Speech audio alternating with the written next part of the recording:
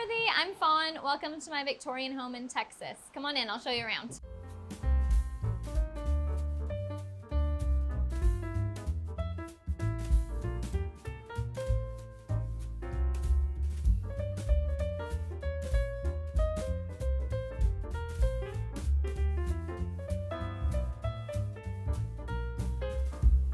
My name is Fawn Rumfield. I'm a historic homeowner, a design enthusiast, and a content creator. Welcome to my home. So we purchased the home 7 years ago. We knew we wanted something older. We didn't really have anything in particular in mind as far as architectural style, but this kind of was what we could afford at the time. We were first-time home buyers.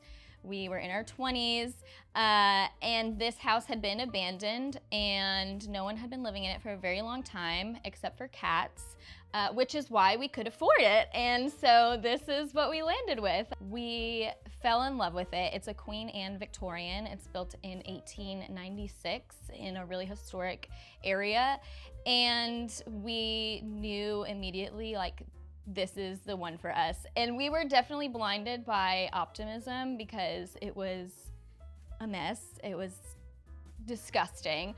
And probably even our realtor was like, oh, are you guys sure? We were also pregnant with our first child. So we had like 3 months to like get it in livable condition because it really was not in livable condition. But we powered through and we made it. Like 2 weeks before we had our first child, we were like, okay, this is good enough, we're gonna do it. So yeah, we've been here 7 years now, and it's just been consistently working on things ever since. Right away, we just came in and ripped out everything that was not serving us, and we discovered the original floorboards. So we refinished the floors, which was an incredible find. They were covered under layers of plywood and linoleum and carpet, so that was really fun. We just basically, drywalled everything, got it to like a white box, and then it was livable. And then from then on, we kind of went room by room and kind of revisited each space one at a time to kind of really make it into what we wanted to. There's still more to do, but we're kind of at the end now where we're like, okay, we did it. Like, we have made this house our home. Welcome to the entry of our home. This is a really small space, but it has a lot of architectural elements that are really special. One of my favorite things about our entry is this newel post. It's made with pine, which is pretty standard here for our area of Texas. When we bought the house, it was painted, and so I didn't know what was under there, and I stripped all the paint off of the railing and the newel post. Maybe one day I'll do the rest of it. We'll see. It was a lot of work, and so I, did part of it. But it's so beautiful, and it's not stained. It's just pine with shellac on it, which would be the traditional finish. This is a gallery wall of all of our ancestors. We pestered all of our family members to find photographs and send them to us so we could get copies. And I framed them all in thrift store frames that I found at estate sales and thrift stores and just collected over time. I put the whole thing up, and I kind of like how they're a little bit like tilted and wonky, and they're all different because I feel like it looks collected over time. And there's like about 200 years worth of history here, both my husband's family and mine. So this wall is really special to us. My kids love like walking up and down the stairs. They're all named after somebody on the wall. And so they're like, where's the picture of so-and-so or so-and-so? So this is really special to us. And then we also have in this room, is the only place that we kept it, is our original shiplap. I know that there's been, conversation about, is shiplap out of style? I'm here to tell you, no, it's 129 years old. It's timeless. When we bought this house, it had been upholstered in the 1990s. So it was like padded and with like fabric like stapled to the wall, and we ripped all that off, and all of the original shiplap was underneath. It was already painted, so we just painted it white. And I think it's just a really fun way to honor like the the builders of our home. You know, this traditionally would not have been exposed. Historically speaking, in the Victorian era, they would use this and then they would put a muslin fabric over the top of it to create a smooth surface, and then wallpaper. But I think it kind of honors the people who built our homes. So we kept it in this space right here. So another thing that we did here in the entryway was when we bought the house, this was covered in another flooring type, and we pulled it up to discover the original pine floors, but they were in pretty rough shape. And we weren't sure we were going to be able to salvage them. And I kind of went back and forth, like, are they going to be salvageable or not? And if they were not, our plan was to do a tile in this harlequin pattern. But when we started the work on them, we started sanding them to see if we could salvage them. We decided, okay, it's not worth taking these out because we can use these. And so I still was stuck on that harlequin look. And so I did the same with wood stain rather than tile. So I created a border around the edge with wood stain, and then we taped off the floors in that harlequin pattern to create this look. So I kind of got the best of both worlds. I got to keep the original material and still do the design that I was originally intending. Over here are a couple of paintings. This top one is just, it is an original, but it's just one that I found vintage at a thrift store for like $7. It's a point of pride for me on how cheaply I can find good deals. This one here is from my husband's uncle. He was an avid collector of all sorts of things, and it's blue bonnets, which we love our blue bonnets here in Texas. And so I thought when he passed away, you know, we were given the opportunity to have a few of his things in our home, and this was one of the ones I was like, you know, this is like a nod to Texas without being too like in your face Texas. And then over here, these are just some green pastoral scene plates. My grandparents had a set like this when I was a kid. And then I remember every time we went to my grandparents' house, we would eat on these green plates. And these aren't theirs, but I found them at the thrift store, and I just had to have them because they reminded me of like visits to my grandparents' house. So next we're gonna head into the living room right behind. So this is the living room in our home. We don't have space for a separate formal living room and then like a more family style den. So this is both. I wanted it to feel pretty formal since this is the first thing that guests see when they come into the home, but I also wanted it to be comfortable because this is where we, you know, watch TV and the kids play and that sort of thing. So pretty much everything here I found via Facebook Marketplace. All of the furniture, the rugs, everything, all of the little knickknacks are secondhand. When we first purchased the home, the walls in here were also upholstered. So we tore all of that out and we put drywall in here because the shiplap was not in very good condition. These built-in bookshelves are my pride and joy. I designed them and my husband built them. I helped a little bit, but he did most of the work on this one. So we wanted something to be able to show all of our treasures and books and things. I mean, let's be honest, it's mostly just thrift store finds, but we built all of it and it took us months and months, and not a single thing in this old house is level from front to back, from side to side. So getting this all here was a feat of geometry, but it looks so good and I love it. I feel like this totally makes the whole space. So this is actually a pretty small living area. So, and with it being like kind of a pass through from one room to another, the furniture, I needed to kind of have it to where guests can visit with each other, but I didn't want to block off the flow of traffic. And so we put two couches kind of facing each other, even though one of them is directly under our TV. I love the look of a couch in front of a wall of bookshelves, and our TV right here, this is one of those art frame TVs, but it's so cozy to like sit here and snuggle up under like a blanket with like all of your books. You know, you just feel like Belle and Beauty and the Beast, like just such a cozy little spot. And it just kind of flows traffic naturally from here straight into some of our other our dining room and our kitchen from here. So this right here is a table that somebody actually gave me. So this is, you know, one of those really great finds because I spent $0 on it. But friends of mine who know that I like antiques and old stuff when they have, you know, a grandmother who's getting rid of something, they're like, hey, maybe Fawn will want this. And usually, yes, I do. This I picked up at a flea market.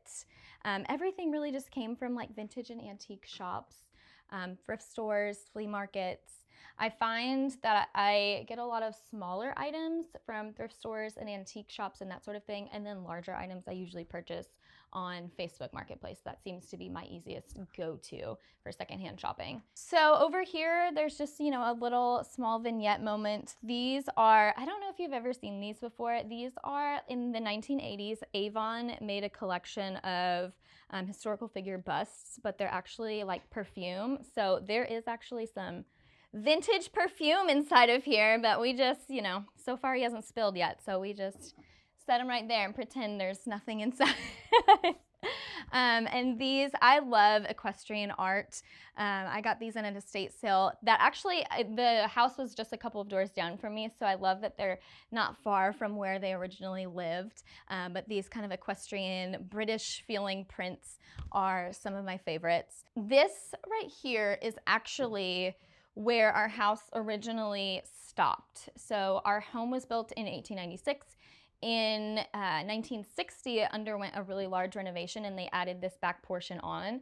And so where this cased opening was originally the back of the house. So everything that you see after this point was added on, which it's still pretty old, 1960, but it is kind of the new part of our house. So this space right here kind of is connected to the living room, but because there's a cased opening, it's kind of like a transitionary room from our dining and our living and into our kitchen. But this is like the most frequently passed through room, and it just has like a great floor. My kids will like sprawl out with their toys or their board games or floor puzzles. I knew that I wanted to have a little bit of furniture. It wasn't quite big enough for a large table, but I wanted to put something small here on this wall. So I put this secretary desk here, and I love a secretary desk, especially if you don't have space for a full office in your home, because you can use this as a desk and then you can just close it up at the end of your workday. So I am not gonna open this and show you, but it is very messy in there, but I can just close it and hide all of it,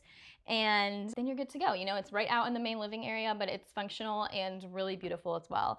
And then this here is a painting. We call her Princess Pauline. And what this is a digital download from, I believe, the Met. I use both Smithsonian and the Met, and they have all of their public domain art is free for in-home use to download. And so I just downloaded a file of it and then had it printed and just framed it here. And so that's a really affordable way to get large scale, like traditional style art in your home for a really, really low price. Those are wonderful resources to use and free, available to the public. So next we'll lead into our formal dining room. Welcome to our dining room. This is definitely the most formal room in our house, and I did that intentionally.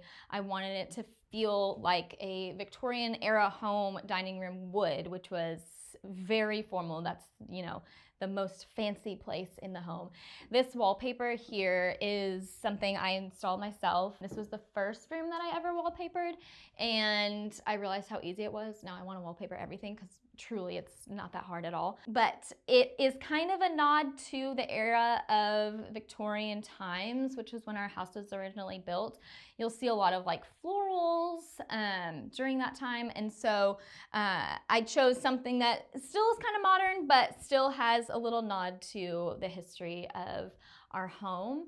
And again, over here, I have, these are also like prints that I downloaded, public domain art, and they're just architectural prints. I have actually two of them, identical matching, but I created these covers. These are just basic bookshelves. They house our records and some of our kids' stuff under here, but I sewed these covers for them, and it kind of creates a more formal look rather than just a square bookshelf, which is all that it is, but for very inexpensively, I kind of made it look a little bit more high-end than it originally was. Over here, more thrift store finds. I Found this original painting actually very recently, and I thought it was perfect for like spring and summer. So I kind of like to change out the mantle for the different seasons. So this I thought was a good one for the time being. The fireplace mantle is not original to the house because, like I said, this part of the house was added later, but it is a from the proper era. So a previous homeowner salvaged it from somewhere else and installed it. The tile on the hearth I installed myself. It was the first time I'd ever tiled, but I have watched enough YouTube videos to convince myself that I could do it, and I did. Did I do a great job? I don't know, but I did it, so. And then here are the other set. I love a like pairing moment of two identical pieces, and this was a really, really inexpensive way to achieve that look without spending, you know, a ton of money. The chairs and table are all secondhand. The chairs I love. I found them on Facebook Marketplace from an older couple who was downsizing, and they had moved from England years and years ago, and they were getting rid of them. So they originally came from England, and then they were used here in Texas for a long time before they came to me. And I was like, I'm not going to recover them. I love them exactly as they are, and they are just so fun. I love the like coloring and pattern on that. And the light fixture here is one that I found at a flea market. It's very heavy, and I carried that thing like a mile, like in my arms throughout this flea market, just trying to get to my car. But it was very worth it because I paid only $20 for it. So that is a really fun find that I'm super proud of. This is a really beautiful 19th century chest. A friend of mine was moving and she couldn't take it with her, and so she asked if I wanted it, and I immediately did. It's beautiful. I love the wood grain pattern on the drawer fronts and like the wooden keyhole spots here. This is just like the perfect addition to this room. I think a lot of people, when they're decorating an era specific home, they think that they have to use things that are only from that era. I really like to mix things up, both older and newer from the era that your house was built in. So this is definitely older than 1896, which is when our home was built, but I think it works still to kind of give it that fun mix of old and new. In here, this is my collection. I love blue and white. I am not very particular about different types of makers and collections. I am just drawn to what I find and what I like. So some of them are more inexpensive, lesser quality, and some of them are actually very old antiques. It's kind of a mix of high and low, but I love the look of all of them gathered here in this little space. I think against the black, it just really pops, and this is like my very favorite thing to collect is blue and white vases and plates and that sort of thing. So the black trim in here, I originally started with just the fireplace. I had the mantle painted black, and then when I went to wallpaper the space, I was like, I feel like if I did the trim and everything else black too, it would look really sharp and really cool. So the mantle was already, it had been that way for years, and so I just used that same color paint and just took it everywhere, and I really, really am glad. I think it's really, really bold and dramatic and still kind of fun. So next we'll head over to the kitchen. Welcome to our kitchen. This is something that we remodeled just a couple of years ago, and we had a lot of time to plan for it and prep for it, and so I really took my time living in the space, figuring out exactly how it would function for us. And I took a lot of inspiration from the Victorian era as far as how I wanted the kitchen to feel. At that time, kitchens were not what they are today, where they're equal in formality to the rest of the house. At that time, the kitchen was relegated to the back, and it was a working space only, and you would see much simpler trim, if any at all. You would see much more rudimentary materials in a kitchen space, and I kind of wanted to stay true to that as much as I could. And so some of the things that I did was incorporated a lot of unfitted pieces, meaning not cabinetry that's affixed to the wall. So like this giant hutch here is one of my really fun finds that I found for this space when we were planning. And I have like baskets on top that kind of store all of my infrequently used kitchen items. And we use this daily. You know, this is like some of it's like pretty items, and then some of this is like our actual pantry items. This right here is my collection of Better Homes and Gardens cookbooks. I have almost all of the editions. I have some really special ones. But they do change, and so every time they release a new edition, and they've been doing it for almost 100 years, so there's a lot of different versions of them. I try to collect all of them, but I still have a few to get. This one is one of my favorite ones. It's like a gold edition, and this was like a special one to celebrate 10 million copies sold. They released like a special edition gold one. We found that while we were on like an anniversary trip antiquing, and I was like, oh my goodness, it's perfect. I have to have this. So yes, so this is a really fun collection of things here. So then this is another unfitted piece. We opted to do a freestanding island rather than doing cabinetry with the standard countertop.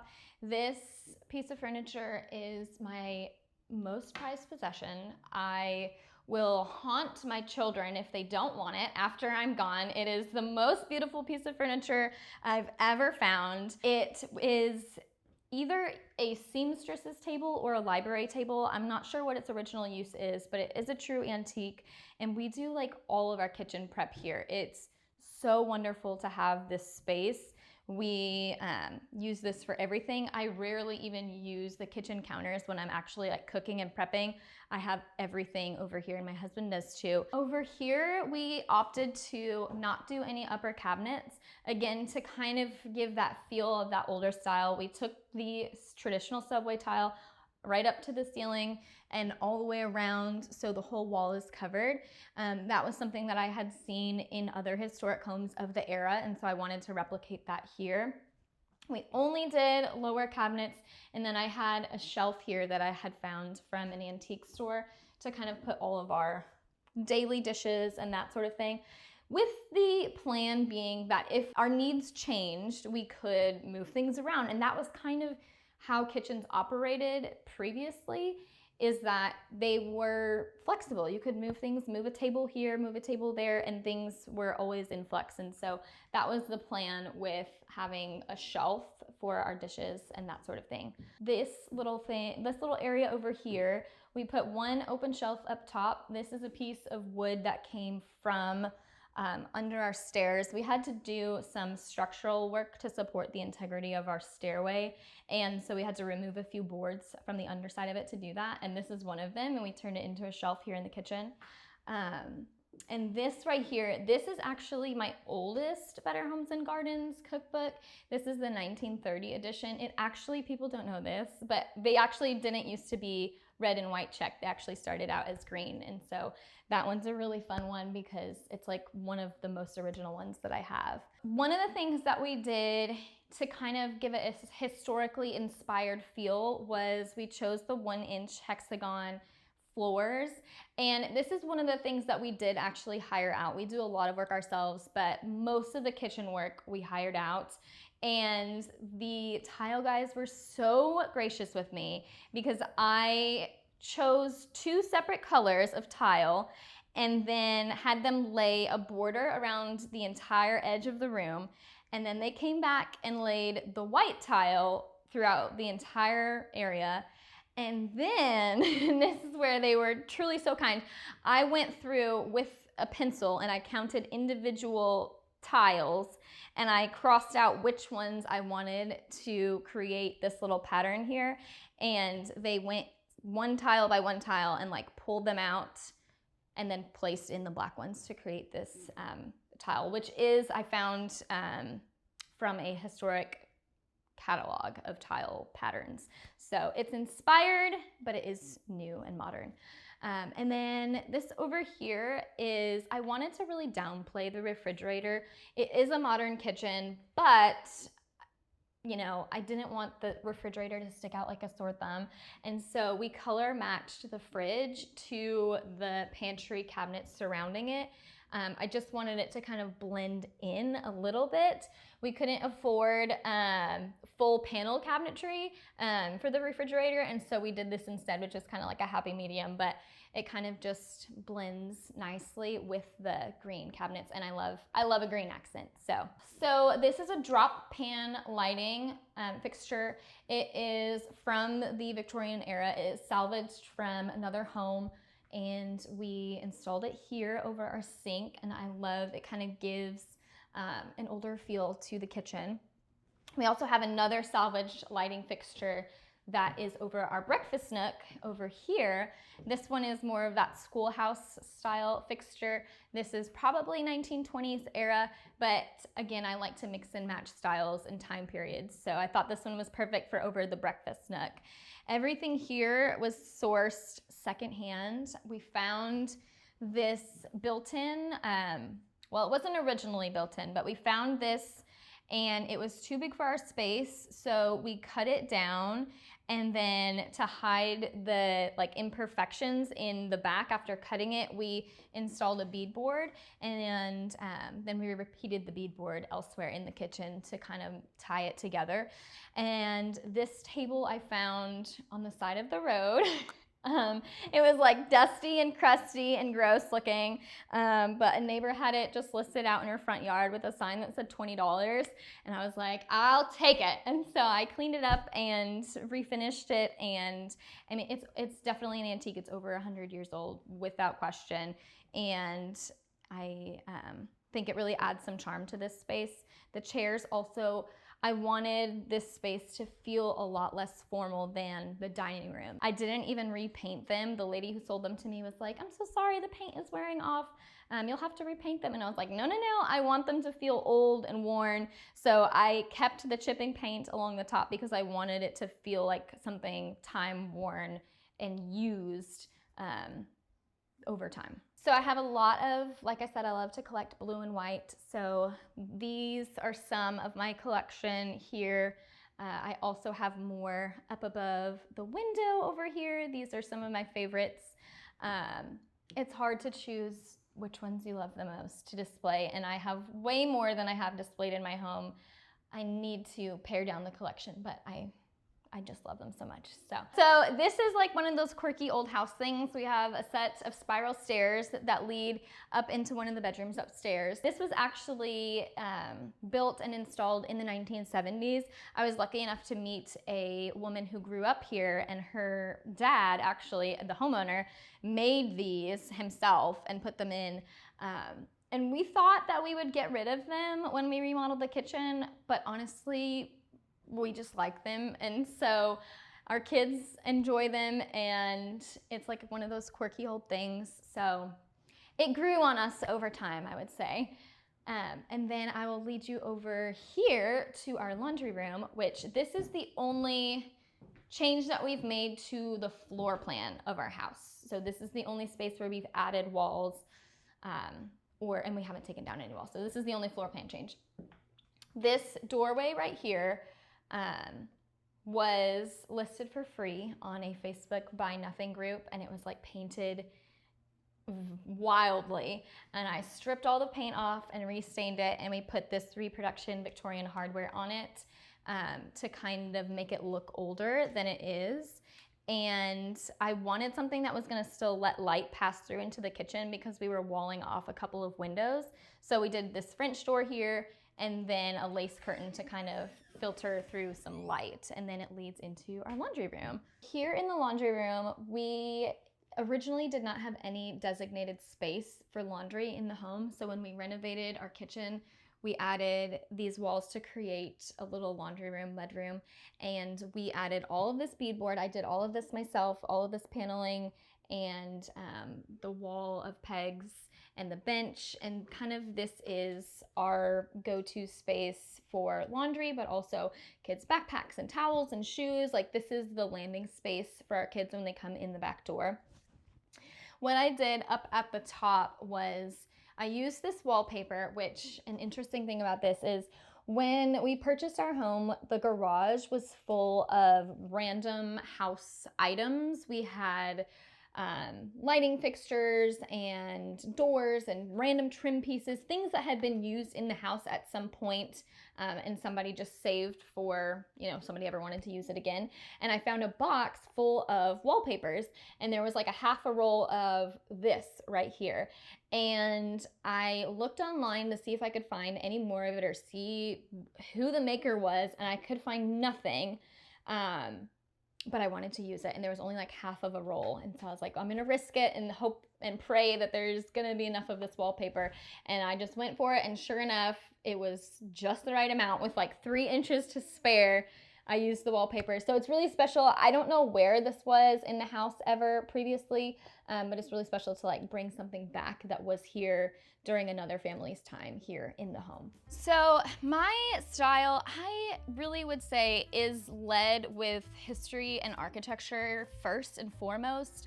I am a lover of color. I like things to be fun, colorful, also traditional, but within the framework of what this house is.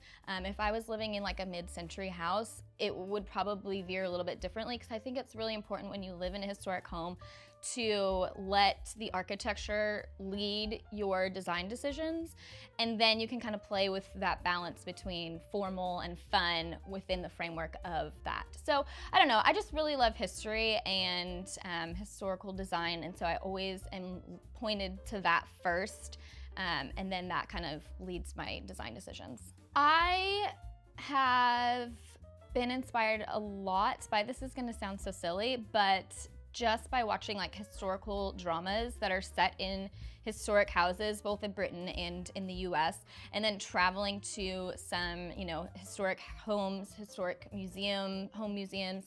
The Biltmore was a really big one for me. We went and visited, and I was taking like close-up pictures of not just the rooms in general, because the design is beautiful, but like of the tile profile in the kitchen, or like the molding angles that they put it on. I am very interested in like set design for TV and movies, and I think that there's a lot of inspiration that can be drawn from that for how we decorate these historic houses today. So next we're gonna head upstairs to the bedrooms. So here is our primary bedroom. This room is not very large, and it has a lot of windows and doors, so it really presented itself some interesting challenges when we were trying to figure out furniture placement and where to put things, because there are so many doors in this space. So one of the things that I did to kind of problem solve around the furniture layout was I created this half tester canopy to kind of block off this entire wall. So this is a traditional 4-poster, I think it's called a rice style bed. I love the height of the like finials up here. It really like draws the eye upwards, and especially here with the headboard, it like creates this focal moment underneath the tester canopy. The ceilings in this room are not as tall as the ones downstairs, so drawing your eye upward kind of gives the illusion that the ceiling is taller than it actually is. This is something that I found just at a thrift store. I really have a soft spot for architecture and architectural prints, and so this was one of the first things that I found, and this brown mat kind of was the inspiration for the color scheme for the rest of the room. So everything kind of flowed from this art print and the mat on it, and then I found other things. These curtains, both sets of curtains, were just Facebook Marketplace finds, but I intentionally matched them to that inspiration. And I wanted this room to feel very serene and soft. Most of the other rooms in our house have a lot of color, and this is the one place I wanted it to feel muted and calm.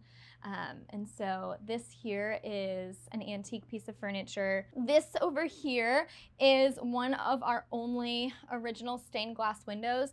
I don't know how many we originally had. Traditionally, with these style of homes, something that people would do when they built their homes is only put stained glass on the street-facing windows as a cost-saving measure. So from the street, it would look a little bit more elevated. So this is a street-facing window, and it has its original stained glass. This is one of the few that we have. So it's in rough shape, but we love it. So here's a really good example of something that I like to play with, which is pattern mixing. Even though the color palette in here is all very soft and pretty muted in a similar color scheme, I mixed, something more geometric with something a little bit more organic here. You kind of can play with scale and pattern type, and I'm always looking to blend different styles together, and so that's one of those examples. And then I also really love these. Again, are just little art prints that I have framed, and they're in really small frames where you would expect something much larger here. I think it's really fun to play with the scale. So in other spots in the room I have larger scale art, but here it's just a little teeny tiny fun difference in sizing. So if you're wondering, this is where the spiral staircase leads to it. So it comes directly up into our bedroom, which is very convenient for me because the steps from my pantry for a midnight snack to my bed are very minimal. Straight up the spiral staircase, I can get a little snack, bring it up here.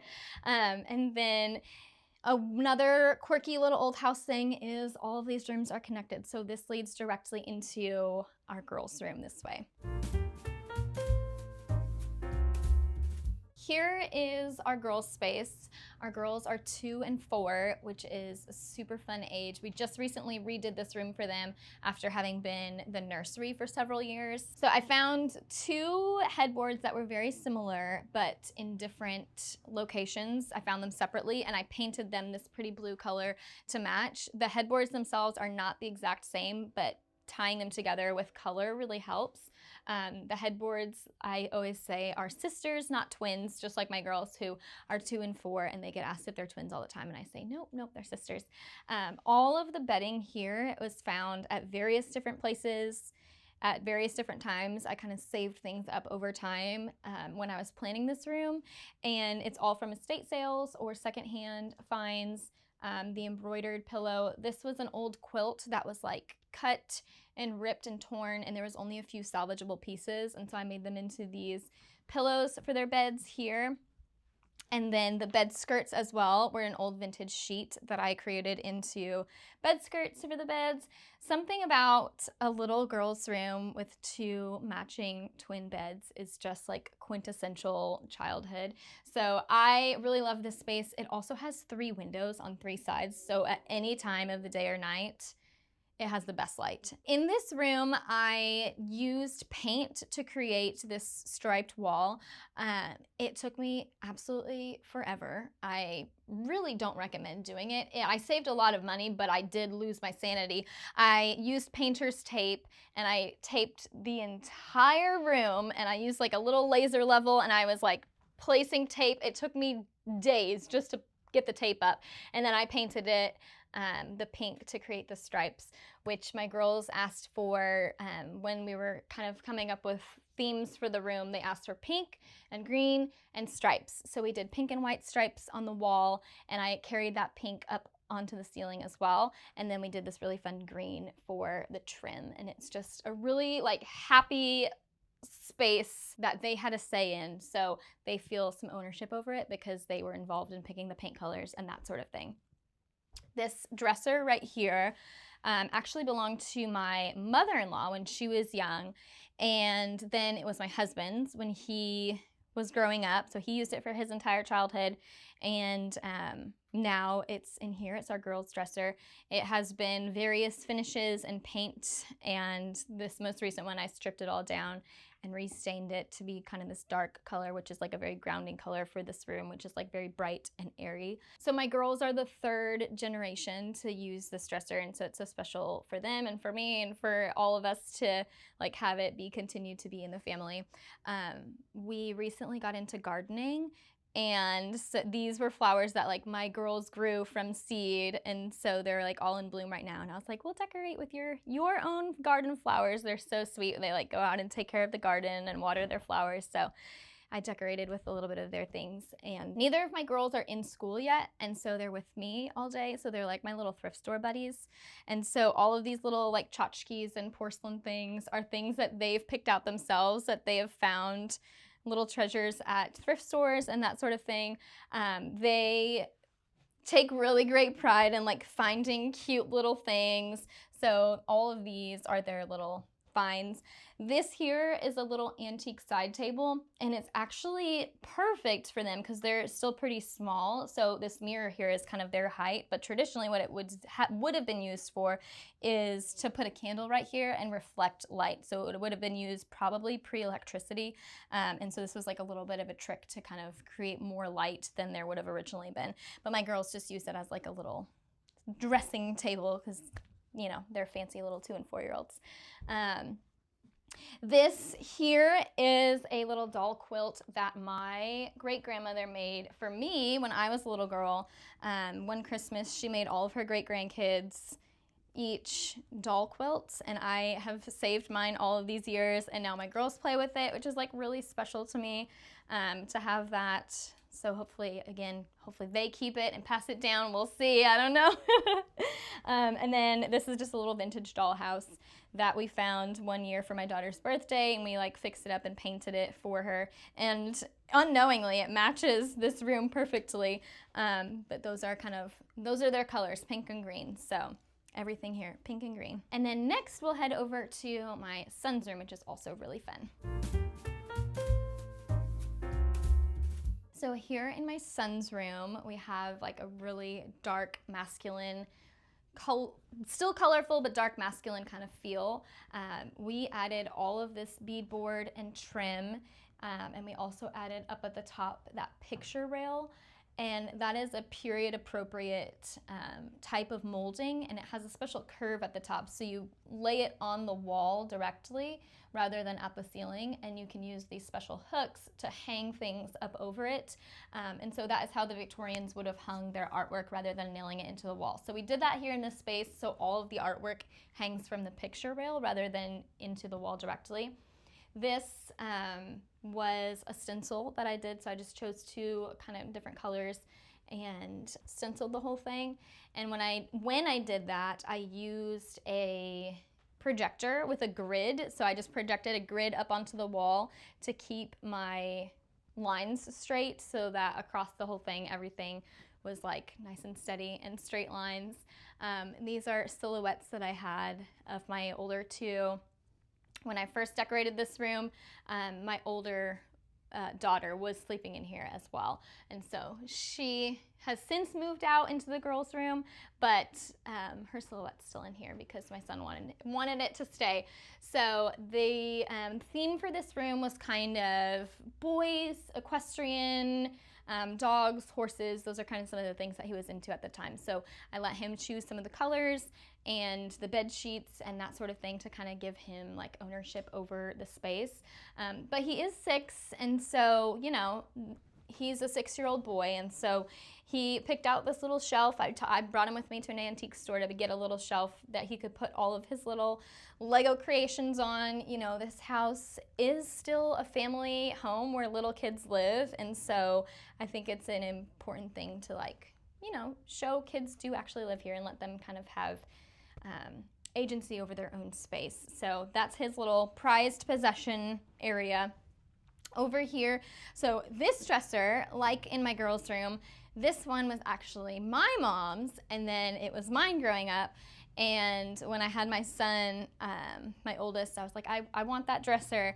And so we brought it down. I grew up in New York, which is where my family still lives. So we drove it back down from New York down to Texas. So this is also a 3rd generation dresser that my son is using. And it has been painted every color I can think of throughout the course of my life. It was in my nursery when I was a baby, and my mom just let me paint it pretty at free will. So I, as a child, painted it myself several times. And then this most recent time, I took everything off, including like a 1960s mid-century veneer. So I just took everything off, including the veneer, and refinished it in this like really pretty yellow pine color. And I think it balances well because it's such a light color with the dark features in the room. So more equestrian art. I have so much of it that I love, and so this was a great place to use it in my son's room. He really likes it as well. And then I really, again, love to play with the scale of patterns. So we have this really large gingham print with like this smaller scale. They're both geometric, but one is large and one is small. So always playing with like the size and the scale or the type of pattern to kind of blend everything together seamlessly. Honestly, my tip is just like, don't be afraid to like mix things up. Like even if they don't match, they'll go together. This is a bed that I found just on Facebook Marketplace. It's a metal bed. It's probably not super old, but it was so fun my son and I painted this together. His favorite color is red, and so he wanted a red bed, so we painted it together, which was like a really special memory, and also it like has a nice contrast against the wall color in here, so it brings in some fun colors, as well as like a, you know, vintage vibe to the room. My theory of kids' rooms is to have some variation of your like 4 main colors that you find in like a 4-pack of crayons. So your blue, green, yellow, and red. Some variation of all 4 of those colors I think really makes like a really fun and playful kids space. So if we count this as yellow, we have our yellow, our green, our red, and our blue repeated all throughout the room. Home to me is story, like the story of the people who are here. You know, who is your family? What kind of things are you interested in? What kind of things do you value? I think the way that we live in our homes can reflect who we are as people. And especially in a historic home, you know, there are a lot of other families' stories that have come before me. I really consider myself not to be the owner of this house in a, you know, since I really more consider myself to be the caretaker of this home. There have been so many people before me, and Lord willing, will be other people after me, and so my job is just to maintain and preserve this for future families, for, you know, what story will they have when they're here in this time. So home is like the setting where your story takes place.